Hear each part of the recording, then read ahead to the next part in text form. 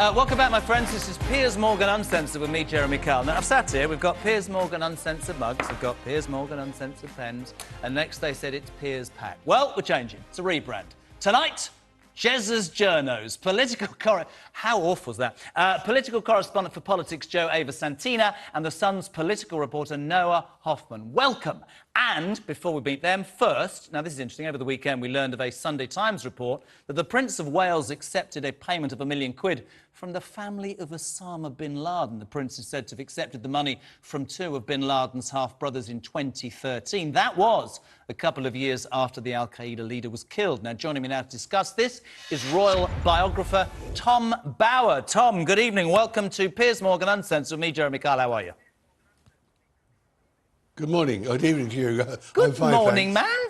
How are you? Welcome to the show. Let's talk about this. Thank you. I will tell you straight away, Tom Bauer, I'm a royalist. My old man worked for the Queen Mother for 41 years, and I'll start by saying my opinion, which is that he used to say to me, we will never know in this country how amazing that woman is until she's gone, and none of the rest of them will ever be anything as good as her. Now, Prince Charles has been questioned many times before. We had a situation of money in bags, didn't we? Harrods bags. Now, Harvey Nicks maybe, now apparently £1 million from Osama bin Laden. Not a great look. Well, not from Osama bin Laden, from his family, who had split off from him some years earlier. It looks very bad. I mean, the problem is, it's not the first time he's been caught out. And as I wrote in my book 4 years ago, he was selling access to himself for large sums of money for many, many years, for more than 20 years. And he was warned by his own father to stop it, and he didn't. And in my book, I did show how the people who he was attracting were increasingly what we could call colourful. They were controversial. They were people who he shouldn't have been with, let alone taking money from them. And I just fear that this is one more a nail in his coffin, so to speak, being very, very dramatic, because it's going to get worse, in my view. More and more of these stories of him taking money in suspicious circumstances are going to emerge. And where do you get that information from? That's easy to say, but you have that as information that there are more stories? You have fact to that? Absolutely, because I traced his money roll back to the last century, back to the 90s, when he had employed an American called Robert Higdon, who then was ousted by Michael Fawcett. And they were selling access to Charles for dinners, lunches, drinks, or visits to his house in Scotland.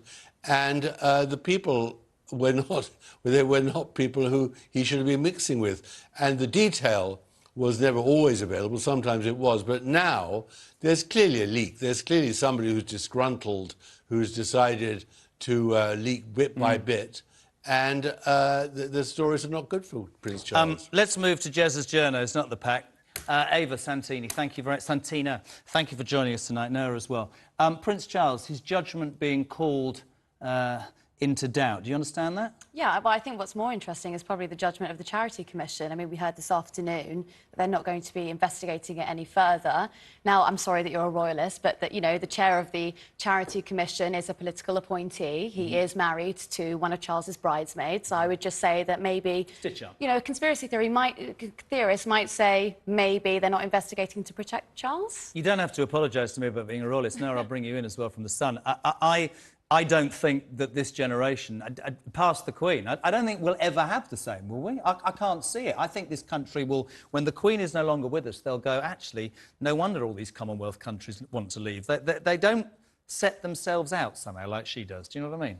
I do know what you mean, but I think that is perhaps more applicable to Charles than, say, William and Kate, who polling have shown are quite popular with younger generations. Yeah. They're sort of with, like, what's woke, what's acceptable for Gen Z, whereas Charles, you can't really say the same. But I will say, on this story about the bin Ladens, very interestingly, I actually went to university with Osama bin Laden's niece. Yeah, it was amazing. A bit of a coincidence.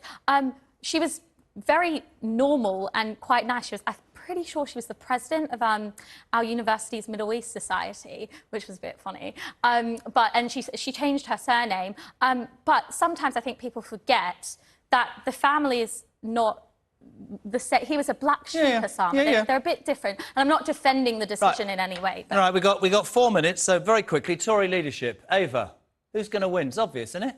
I think it is obvious. But, you know, I mean, Rishi Sunak is acting as if he's 20 points ahead in the polls. And actually, you know, he's kind of more... Potentially, maybe he's U-turning as well. 4p here. Has he really U-turned, though? It's such a boring tax cut. I mean, we're talking... Oh, sorry. But, I mean, realistically, 4 pence off. You know, if you're earning 32k, that's going to potentially save you 700 quid. Realistically, if your energy bills are £3,000, that's nothing. Isn't the truth, which for a lefty you'll appreciate, the fact is if your wife's worth 750 million quid, whether we like it or not, your average man and woman in the street, the length and breadth of this country are struggling, right, to heat their homes and fill their cars with petrol, right? They are going to go not in a million years, right?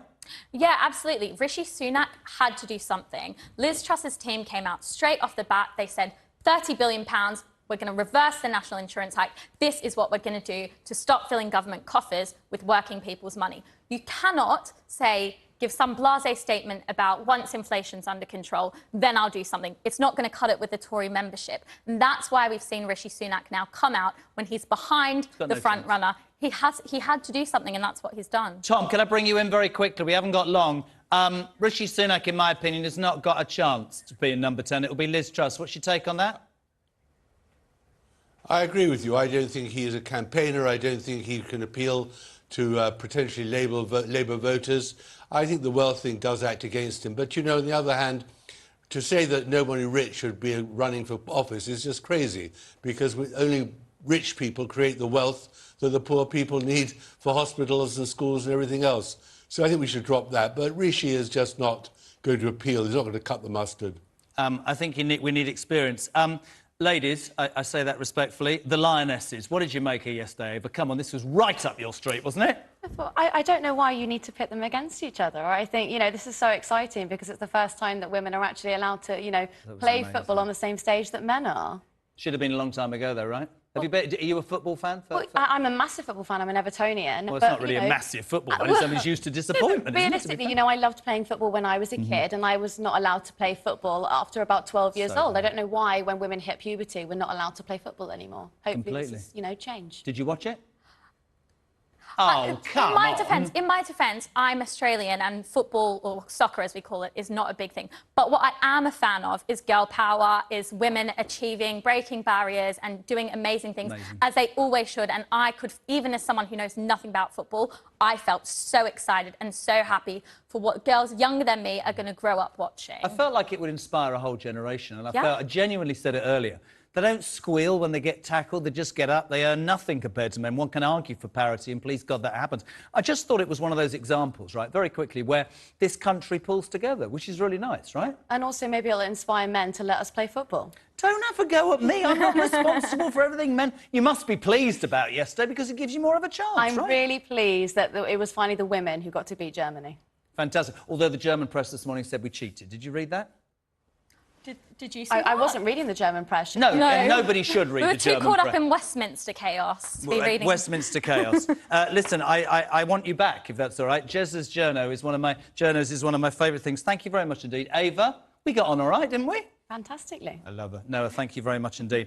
And that, my friends, thank you to Tom Bauer as well. And thank you for your patience tonight. We did our best. As I say, the big dog is away. We're here for 5 whole weeks